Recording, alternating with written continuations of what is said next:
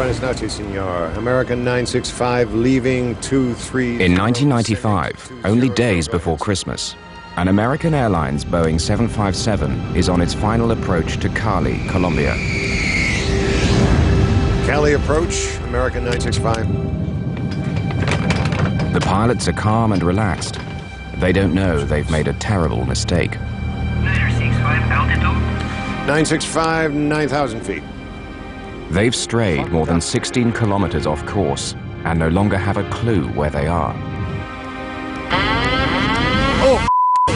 Hold up, baby. In complete darkness, the jet carrying 163 passengers and crew is heading into mortal danger. I think we knew that something imminent was around the corner. Up, baby! More! Up!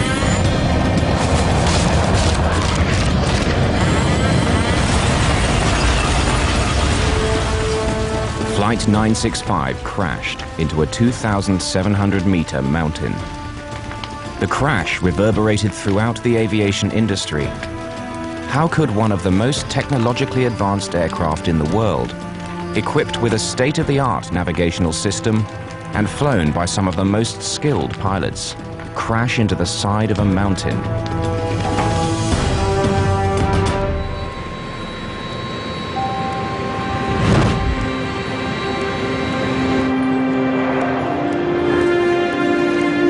On December the 20th, 1995, American Airlines Flight 965 is preparing to depart Miami International Airport. Make our slot, but, well... Its destination is Cali, Colombia. Flight 965 is scheduled to leave at 4:40 p.m., but has already been delayed for 30 minutes at the gate to allow for connecting passengers. Surely gonna call us any second now. The Doosan's only just made it. In Miami, they tell us that we have to rush because the plane gonna leave to Cali very soon. Definitely, we were very happy because we know we're gonna fly that night. So you made it just in time. Just in time. You won't believe it. Go from New Jersey to Miami. We almost missed the flight. Mercedes Ramirez, along with her mother and father, managed to get on the flight at the last minute. We were on standby, so we weren't sure if our names were going to be called off to actually get on that flight. We heard our names and we were excited because like, yes, we got on the flight. But it's very old American. Flight 965 finally leaves the gate at 5:14 p.m., 34 minutes late. But the problems aren't over yet. As they taxi towards the runway, the tower informs them of yet another delay.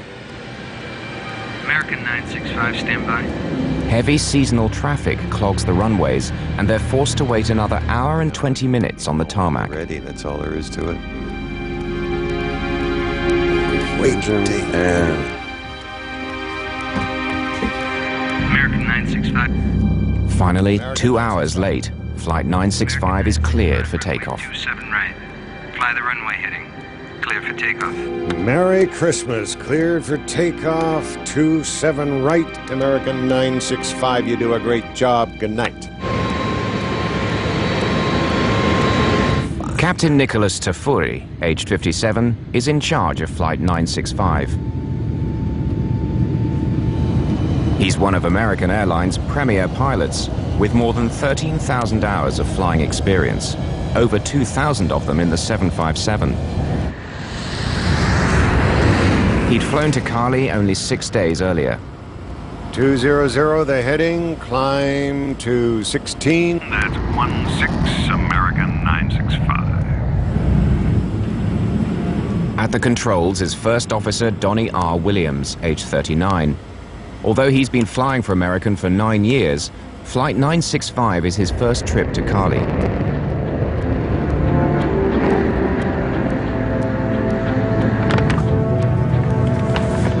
It's the holiday season, and the plane is filled with passengers starting their Christmas celebrations.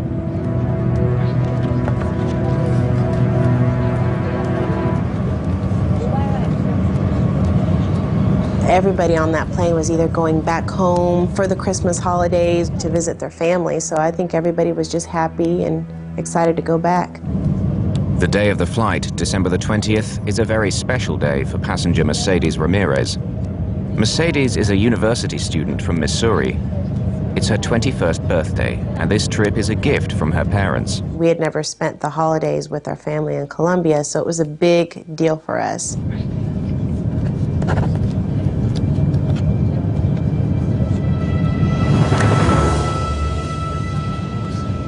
Gonzalo Dusan and his wife Nancy and their 2 children, Michelle and Gonzalo Jr., are seated nearby.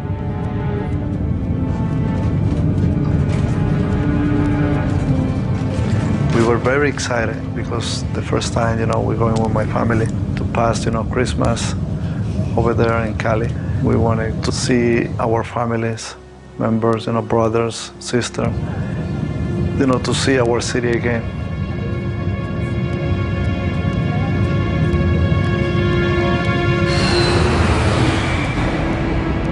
Two hours and 45 minutes into the flight, the plane is cruising at an altitude of 11,300 meters and on a pre-programmed flight path heading towards Cali's airport. 6 miles.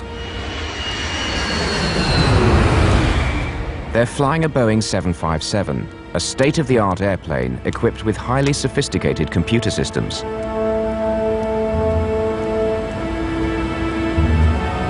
When programmed with the appropriate data, the onboard computer, known as the flight management system, can control the aircraft from takeoff to landing.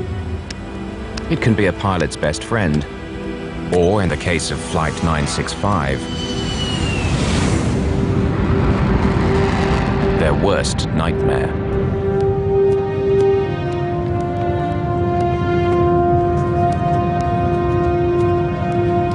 An awkward moment an hour before their scheduled arrival in Cali makes Mercedes Ramirez change seats. My mother had been talking to the college student who was next to her, and I think she was trying to kind of set me up with him because she kept on saying, oh, well, my daughter's in college and my daughter's this and my daughter's that. So I was very embarrassed.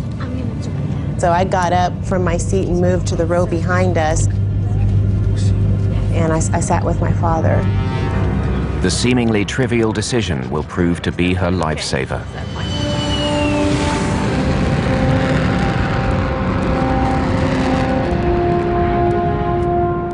It's a clear, moonless night with visibility more than 10 kilometers.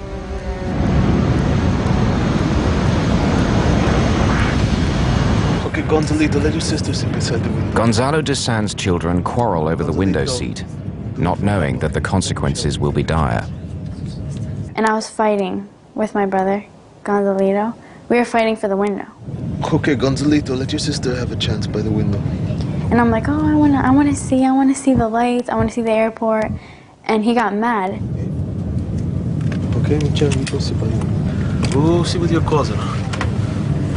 Good boy, Gonzalito. Okay, Michelle, take a look at the lights.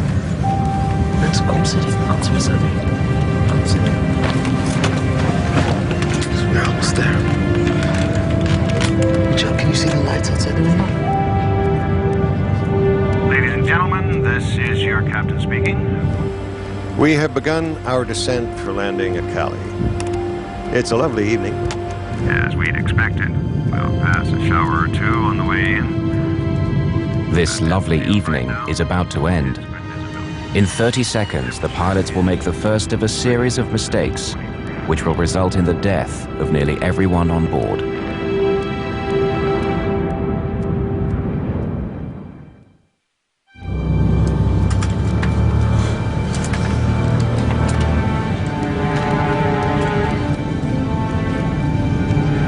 American Airlines Flight 965 is on its final descent, roughly 100 kilometers from Cali.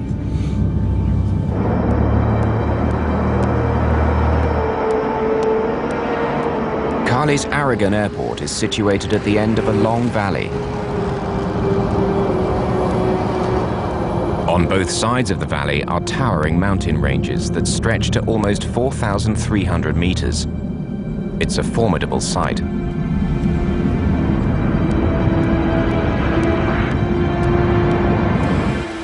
One of these, Nesta?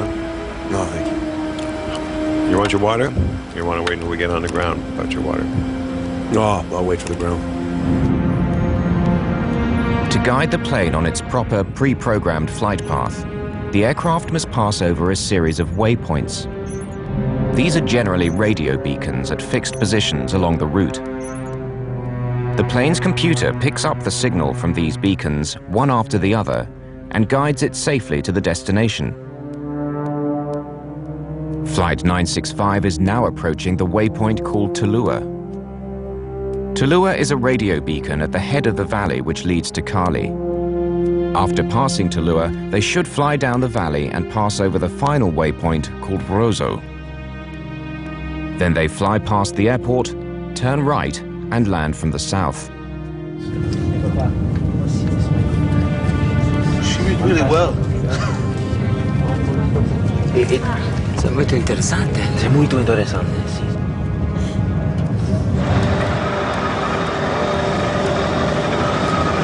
Cali approach, American 965. American 965, good evening. Go ahead. Buenas noches, senor. American 965. Cali Air Traffic Controller Nelson Rivera will oversee the final approach of Flight 965. But he has a problem. Insurgents opposed to the Colombian government have blown up the radar installation. Rivera has no way of knowing where planes are until they radio their position. The distance, DME from Cali? Without radar, the air traffic controller must rely on the flight crew to provide the aircraft's distance to the runway. The DME is 6'3". The DME is the distance measuring equipment in the Boeing cockpit. Roger. American 965 is clear to Cali. Descend and maintain 5,000 feet. Altimeter? 3002. Report Tulua. Okay, understood. Clear direct to Cali, VOR, report Tulua. Affirmative. It's a misunderstanding. Captain Tafuri thinks he's being told to fly direct to Cali and forget all about Tulua. But the controller needs him to report when he passes Tulua so that he knows where the plane is. To me, the word directly means that he was authorized to go directly to Cali, that there was no delay. Therefore, he had to inform us of his position in Tulua, because we don't have radar. I needed him to inform me of that exact location. Tafuri punches direct to Cali in his computer. Since the plane no longer has to pass over them, all the waypoints between his present position and Cali will now be erased, including Tulua, the one he's now approaching. Put direct Cali for you in there. Okay, thank you. Flight attendants, please prepare for landing. Thank you.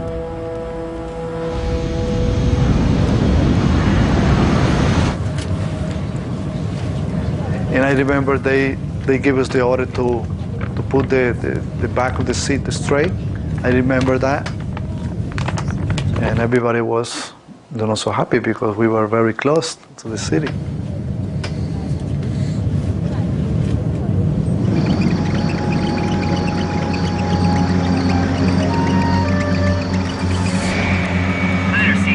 Clear 11 minutes before their estimated time of arrival. Go ahead, please. Sir, the wind is calm. Air traffic control asks the flight crew if they'd like to land on runway 19. You want to shoot the 19 straight in? Instead of their planned approach to runway 01. Yeah, we'll have to scramble to get down. We can do it. Yes, sir. We'll Need a lower altitude right away, though. Roger. The American 965 is cleared to VOR DME. Okay. The pilots are pleased. Runway 19 is a straight-in approach from the north. They won't have to lose precious time by circling the airport. But there isn't much time. They need to start getting the plane down quickly. Williams deploys the speed brakes. The brakes are flaps on the top of the wings. When they're raised, they reduce lift and increase the plane's rate of descent. Approach runway 19. Rosso number 1 arrival. Report. This split-second decision to land on runway 19 sets off a chain of events that will end in disaster. Arrival will report VOR. Thank you, sir. Report Tulua, VOR. Report Tulua. I gotta give you a Tallulah first of all. You want to go right to Cal or to Tallulah? I thought he said the Rosso 1 arrival. Yeah, he did. We got time to pull that out. Events begin to unravel very quickly in the cockpit. The pilots have to locate the new charts for the approach to 19, enter the new route into the computer, and still fly the plane. And Tallulah 1 Rosso. Yeah, there it is. See, that comes off Tallulah. They're getting totally confused. The controller keeps asking them to report when they've passed Tallulah. But having erased it from their computer, they have no idea where it is. Captain Tafuri asks the tower if they can forget Tallulah and fly directly to Rosso, their last waypoint before the runway. Can American Airlines 965 go direct to Rosso? And then do the Rosso arrival, sir. Affirmative. Take the Rosso 1 and runway 19er. The wind is calm. All right, Rosso, the Rosso 1 to 19. Thank you, American 965. Report Tallulah at 21 miles and 5,000 feet. Okay, report Tallulah. The controller is still asking them to report passing the Tallulah beacon. Without radar, he doesn't realize that they're already past it and are speeding down the valley towards the airport. Captain Tafuri now makes another fateful decision. Having decided that they're going to head for the Rosso waypoint instead, he punches R into his computer. The computer database responds by offering a list of more than 10 waypoints to choose from, all beginning with R. Normally, the nearest one, Rosso, would be at the top of the list, but tonight it's not. Captain Tafuri doesn't notice and pushes the execute button.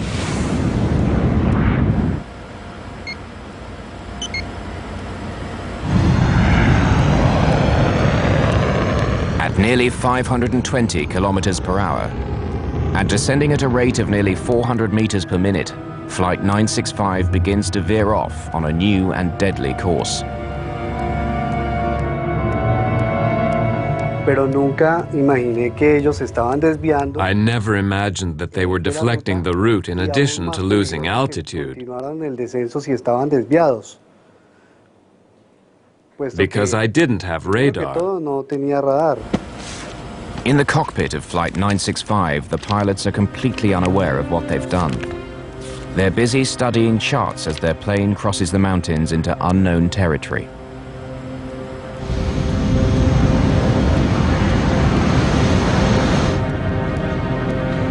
For more than a minute, American Airlines Flight 965 has been turning off its proper course and into the mountains.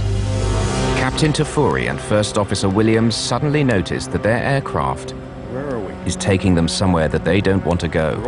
Let's go right to Tallulah, first of all, okay? Yeah, where are we headed? 17-7. Captain Tafuri is floundering in the pitch darkness. If he could only find the Tallulah waypoint, he could get his bearings.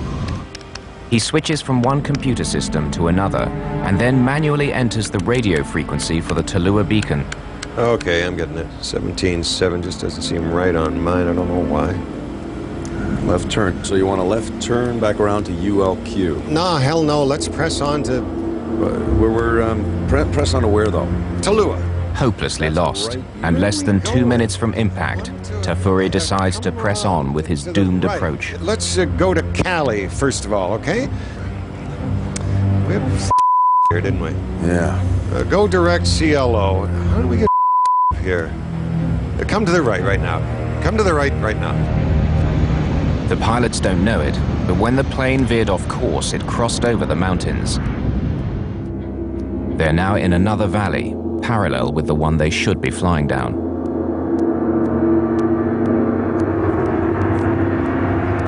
Passengers are completely unaware that in less than 60 seconds, the aircraft traveling over 340 kilometers per hour is going to crash. We're almost there.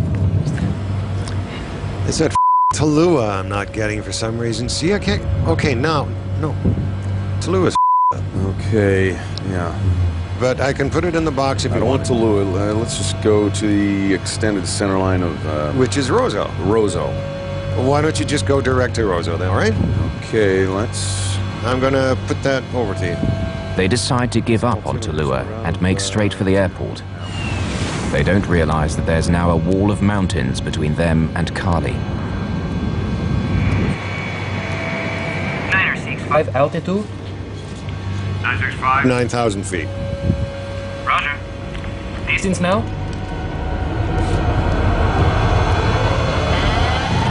The plane's ground proximity warning system is telling them they're about to crash. 965, this is Cali approach. Can you hear me? Y ya no me contestó. He didn't answer. No me volvió a contestar. He never answered again. Easy does it. Easy does it.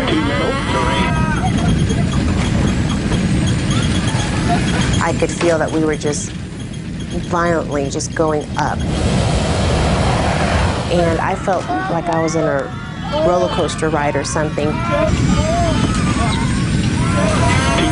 Terrain. Easy does it. Easy does it. Up, baby. Instinctively, I reached over and I grabbed my father's hand and I put my head in my lap. In my mind, I just kept on thinking, come on, just straighten it out, straighten it out. Up, baby. More, more. Up, up, up. These were the last words on the cockpit voice recorder.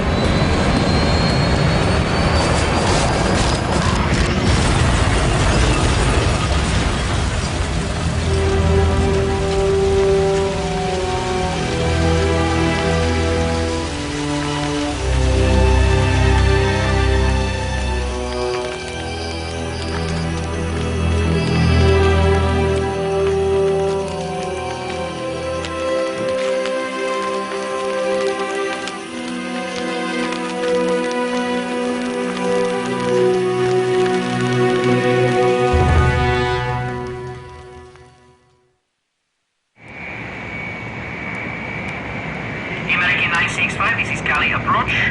Can you hear me? At 9:42 p.m. on its final approach to runway 19, American 965, can you hear me? American Airlines Flight 965 seemingly vanishes without a trace. American 965, this is Cali approach. Can you hear me?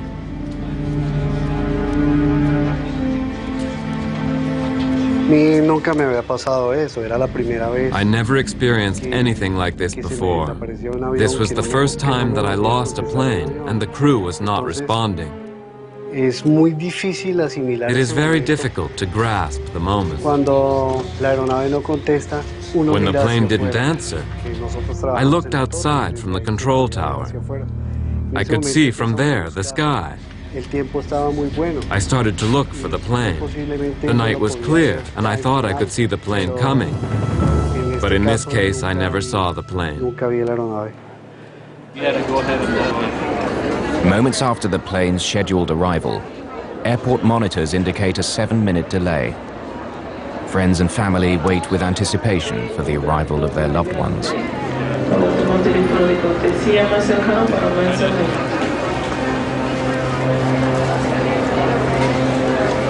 As the revised arrival time comes and goes, rumors begin to circulate throughout the terminal that air traffic control has lost contact with Flight 965.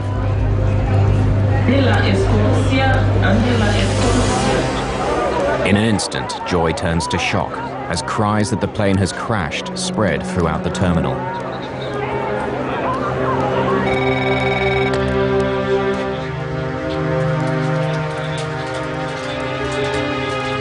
Locals living near the town of Buga, north of Cali, report hearing a massive explosion.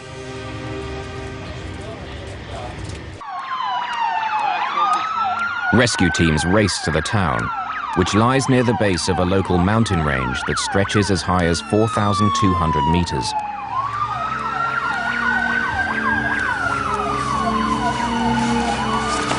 It's now 3 a.m., almost 6 hours after the crash. The first elements of the search and rescue team are trekking up the side of El Diluvio mountain.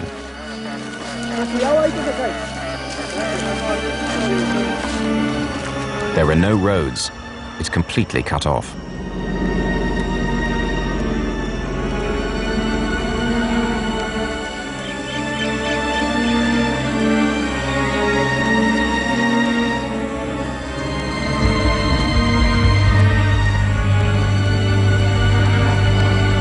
In the midst of tons of twisted and torn metal lies 21-year-old Mercedes Ramirez. Her last memory prior to impact is grabbing her father's hand and the deafening sound from the back of the plane of the tail section striking trees. The next memory I have is the next day. It's daylight. I wake up and I see the sunlight around me, and I don't know where I am. And what's around me looks like a landfill, like a trash dump. And so as I'm laying there, I'm thinking, where in the world am I? Mercedes is critically injured with severe internal injuries and a shattered leg. Help! Is anybody out there? Help me! 19-year-old college student Mauricio Reyes also survives the impact. Can you hear me? And responds to Mercedes' cry for help. Can you move? I can try. I'm not sure. My leg is bent backwards. Okay. Please. Okay, hold on. Hold on. Okay. Help me, please. Okay. The only way for me to get out was having to drag myself over people. And I remember this lady who I had to drag myself over, and I'll never forget her.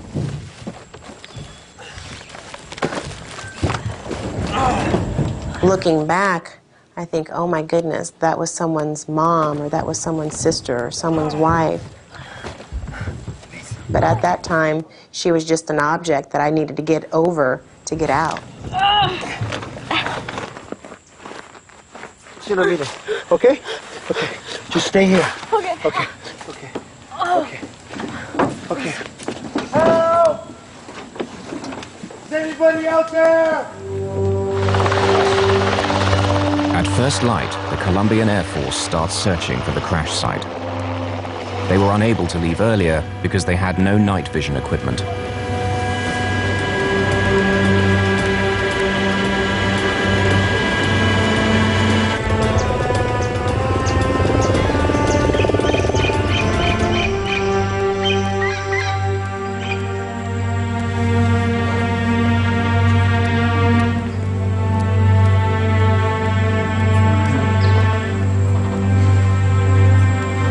When I wake up, I start to feel the pain in my back.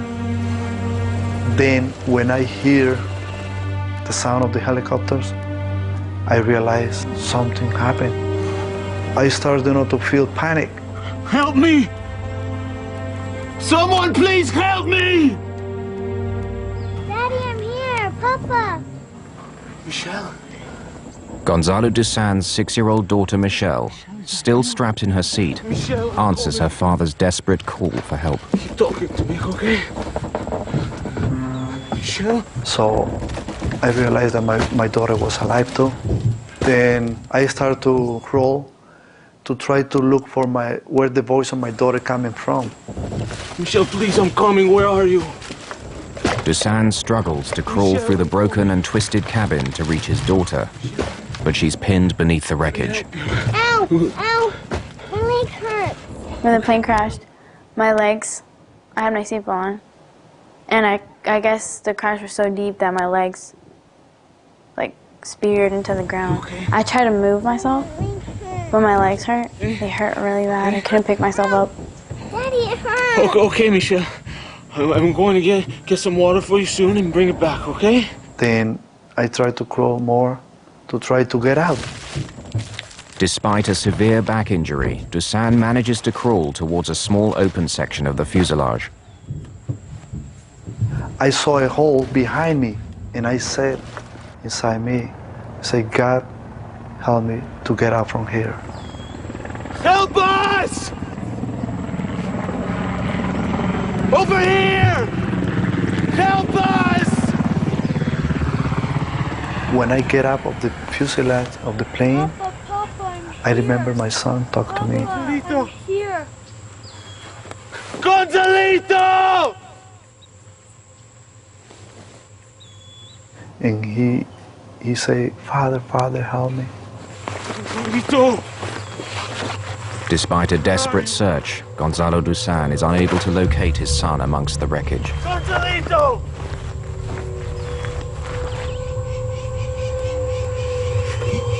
Realizing there's no way to get off the mountain by foot, the survivors of Flight 965 are still unsure if they will ever make it. The temperatures have fallen dramatically, and without protective clothing, they could die of exposure in a matter of hours. Stay awake for Papa, okay? Okay, Michelle?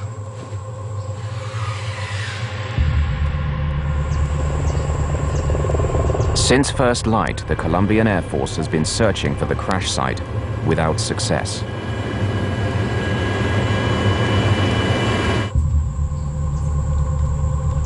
With each passing minute, the 4 survivors, all gravely injured, take one step closer to death.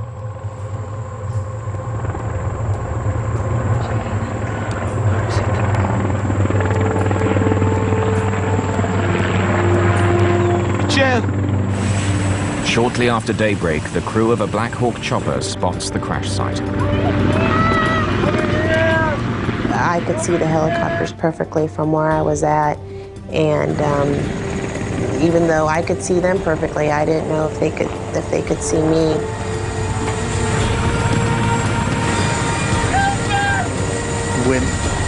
When I saw the helicopter very close to the trees, to the top of the trees, I started moving the blanket.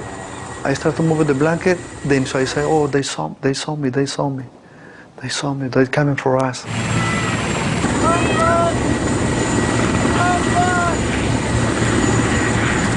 More than 8 hours after impact, and after enduring life-threatening injuries and near-freezing temperatures, the survivors of Flight 965 are about to be rescued.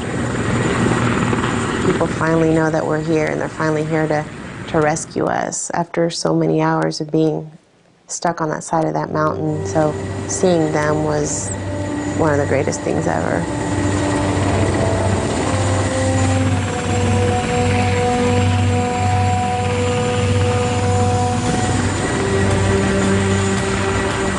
They came and they threw a rock, and the people start to descend. And I was so happy because I feel that they're gonna help us.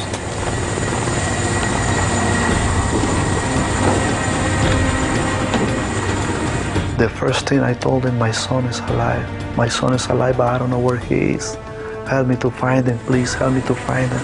And my daughter is alive, I told them. She's inside the fuselage. As the rescue team divided up, one went into the fuselage to free Michelle. Another scoured the site for Gonzalo Dusan Jr. Gonzalo is found hanging in the branch of a nearby tree. He's been suspended in the air above the crash site for more than 8 hours. His condition is grave.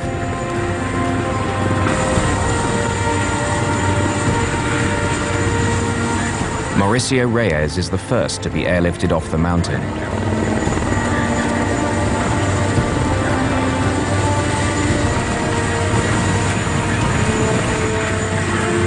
But low cloud cover grounds the chopper and delays the removal of the remaining survivors.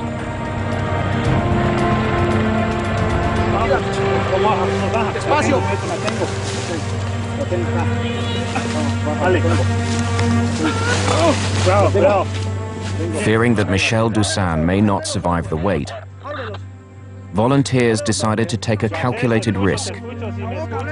They fashioned a makeshift stretcher out of a piece of the wreckage and began to evacuate Michelle off the mountain by foot. Shortly after Michelle Dusan left the crash site, the weather clears and the remaining survivors are airlifted to a base camp halfway down the mountain and then to hospital for emergency medical treatment.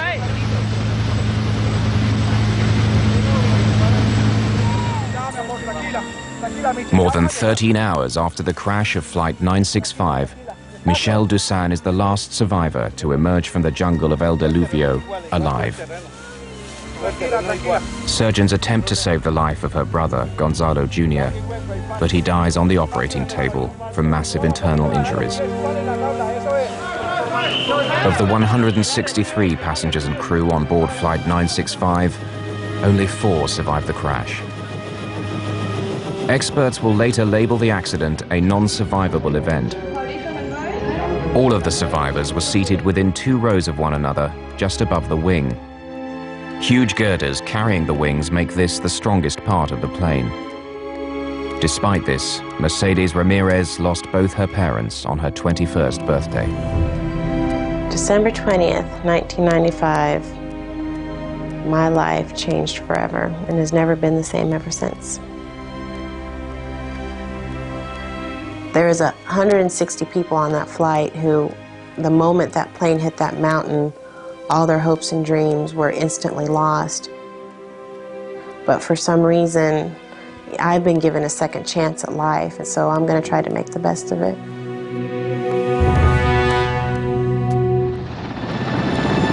Investigators now descend on the crash site to try to find out how one of the most sophisticated airliners, equipped with state-of-the-art technology, could veer off course and crash more than 56 kilometers from the airport. American Airlines Flight 965 crashed on approach to Cali Airport.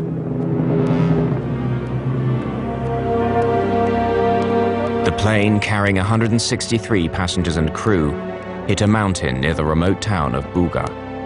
The wreckage and debris report indicated that the airplane actually impacted the eastern side of the mountain as it was trying to proceed back west to get into the valley.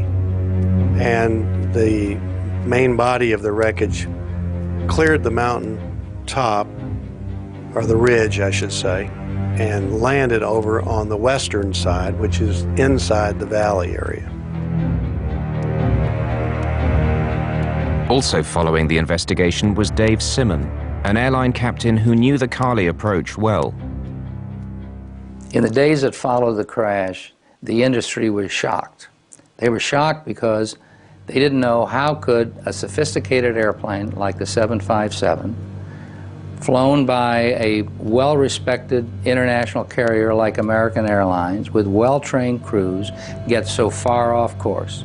Nobody could figure out how did it happen, why did it happen.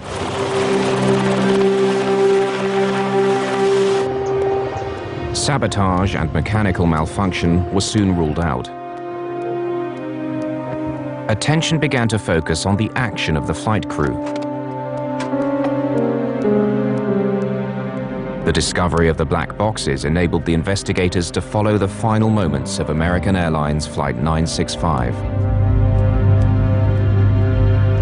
There is never one single item or error that typically brings an airplane down. There's an error chain, and a chain is made up of many links. The airplane was en route to Cali. As they were approaching from a distance out, the controller offered them a straight-in landing. Are you able to approach runway 19er? Would you like to shoot the 19 straight in? Yeah, we'll have to scramble to get down. We can do it. When they first accepted the approach, the first officer remarked that we do need to get down in a hurry in order to accomplish this. Yes, sir. We'll need a lower altitude right away, though. At the time the crew accepted the approach to runway 19, they were too high, too fast, and too close in to safely make this approach. To lose altitude, the first officer deploys the speed brakes. This action will come back to haunt the flight crew in the final segment of the flight. The fact that they accepted that runway put the crew in a rushed and hurried manner. Maybe at Tallulah, first of all. You want to go right to Cal or to Tallulah? I thought he said the Roswell 1 arrival. Yeah, he did. We got time to pull that out? The flight crew now needs to study the approach charts and reprogram the computer. Meanwhile, the airplane is moving at more than 8 kilometers per minute. And when you start to rush and you can't prepare in an adequate amount of time, then additional errors start to occur.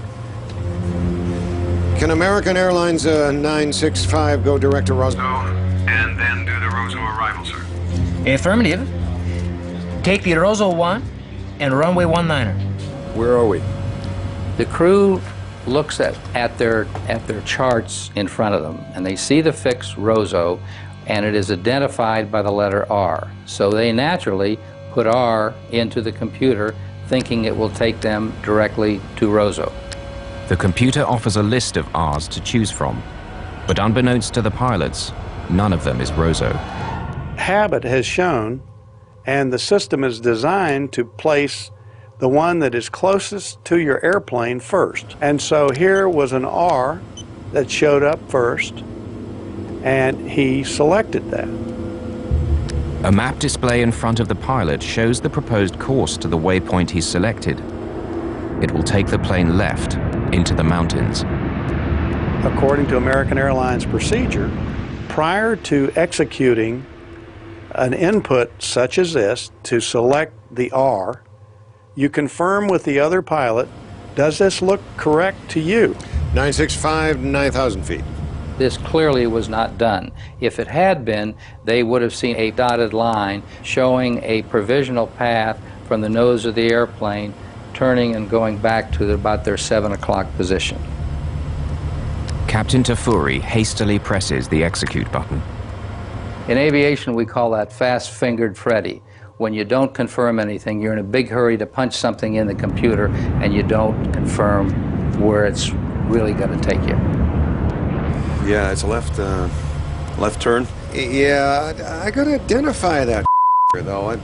Unfortunately, the crew does not know that R stands for another fix that is 132 miles away behind them at about their 7 o'clock position, and that's where the airplane starts to go to.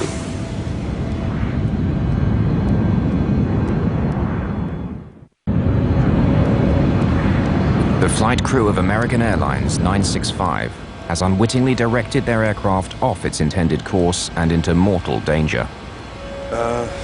Where are we? The plane was simply doing what it was programmed to do.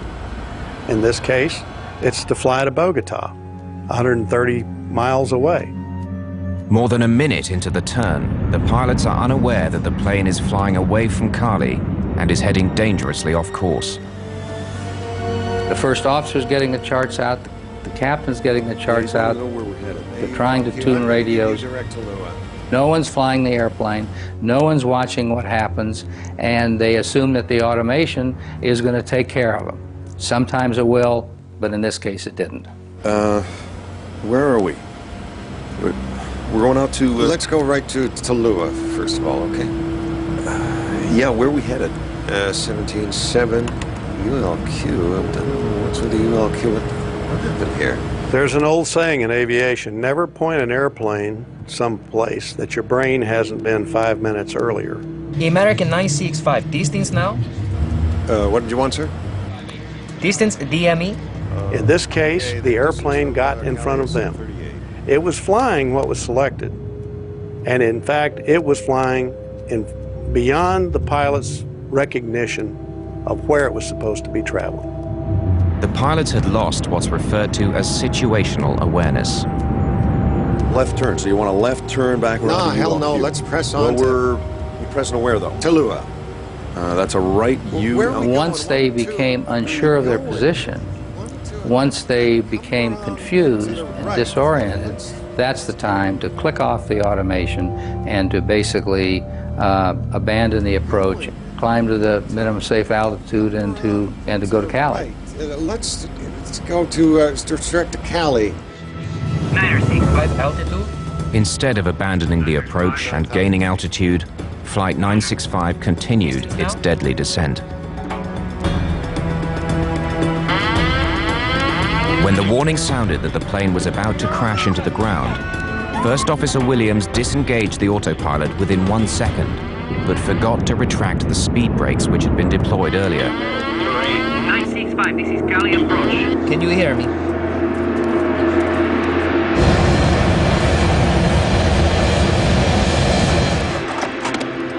According to the official report, had they remembered to lower the speed brakes, the plane could have cleared the mountain with room to spare. This accident is known as a CFIT accident, which means controlled flight into terrain. By that I mean the airplane was controlled by the crew, and it was a perfectly normal functioning airplane, and the crew flew the airplane into the mountain.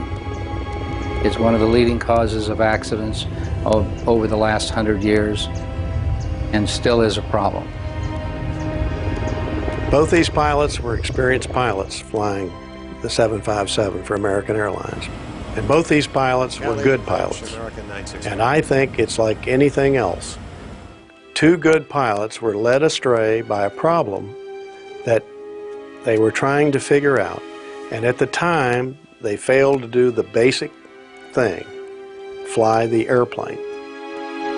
A court eventually ruled that the pilots of Flight 965 had shown willful misconduct during the approach to Cali Airport. Survivor Mercedes Ramirez, who lost both her parents, continues to deal with the crash. I think this was a classic textbook case of everything you should not do when flying a plane.